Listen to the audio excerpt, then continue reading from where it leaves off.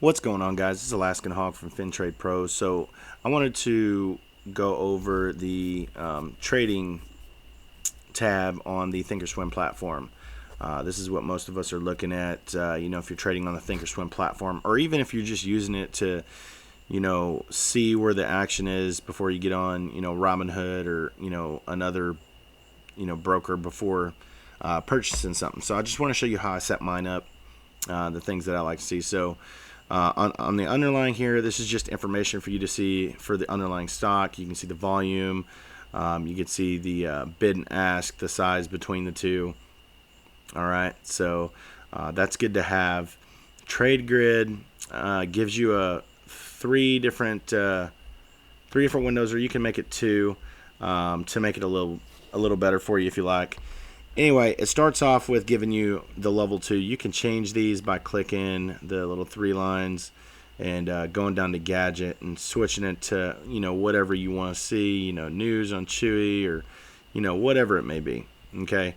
I use a chart sometimes when I'm looking at the options. I do link this to a lilac color, and I'll show you why here in just a minute so I can view those chart on the options plays itself. So we know that we had a lot of contracts bought today on Chewy from the 17 July strike date or expiration date. So I want to show you, what this is. So this is how most people's stuff starts off. It's got the volume, open interest, bid and ask. All right. So what if you want to add more things to this? Well, you can change the layout and choose one of these pre-built ones. So here's all your Greeks right here.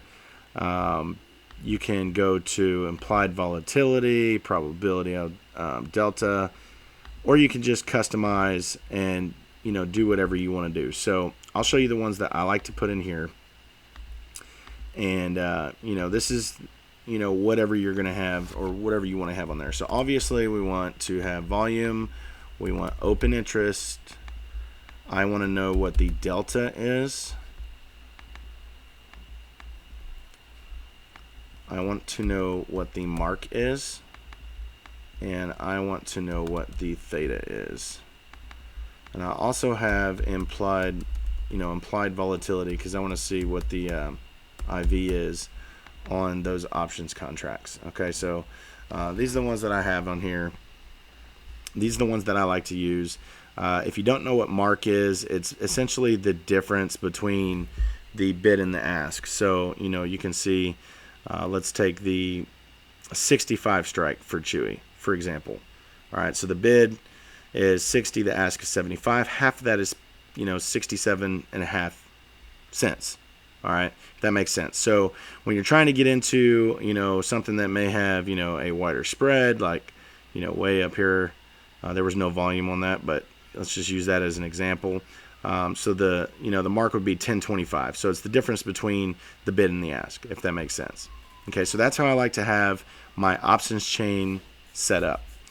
Now, as far as the statistics, the next one down, this just gives you how many calls were bought, how many puts were bought, the total amount of contracts traded, the deltas, where some of the volume came from, was anywhere from the 0 to 60 delta, with smaller volume being bought up in that, 61 to 100 delta, area. The left side is going to show you statistics on your underlying stock, where the VWAP is. We've talked about the VWAP before, what the implied volatility is. And then you have your sizzle index, which I never use, but it's there if it's that's your cup of tea with the sizzle index. The next one is options time and sales. So I like to filter these where the most contracts that were bought up top, are up top. Okay, so you can see today's biggest amount purchased and quantity of options that were bought. Here you can see, just the different time of sales, what time they happen, what was the underlying stock price at the time those contracts were bought. There's a lot of good information on there. So it's just the time of sales. A lot of people don't know it's there, but, it's there for you to use. And I believe you can change these, to the condition. I don't ever change that stuff, but, there's options here. Just click on it and see, see what it does. All right, so last one is product depth. All right, so it's going to start you off, I believe, on implied volatility, or I'm not really sure what they, what they start you off on. Maybe open interest. I don't know. So open interest is the one that volume and open interest are the two that I like to use. Okay, so I don't, if for swing trading, I don't want to, have all this clutter in here. All right, so the only thing I use this for, if I'm looking for a swing, you can take these strikes off. So let's say, you're going to start with your monthlies and then weeklies after that. Here you can see, you can just hover over these and it'll tell you what the strike is. You can see the amount of volume over here. So just because you got puts over here that are way up here, look at the volume. All right, it's only 400. This is only 300 something contracts. And then look at the volume over here. That's why it's so tiny down here compared to, this chop on the put side, because there was, a huge amount of contracts purchased up here. All right, so this is here for you to use. You can fiddle around with these, look them up, see what different things you want to experiment with. Like you can see all the open interest. It's got the colors down here for the boxes. So, if you want to see, 15 January 21, it's going to be that color. And you just, look for those colors and see, where they were purchased at. Anyway, so this is the trading tab on the Thinkorswim platform. I hope you guys got something out of this.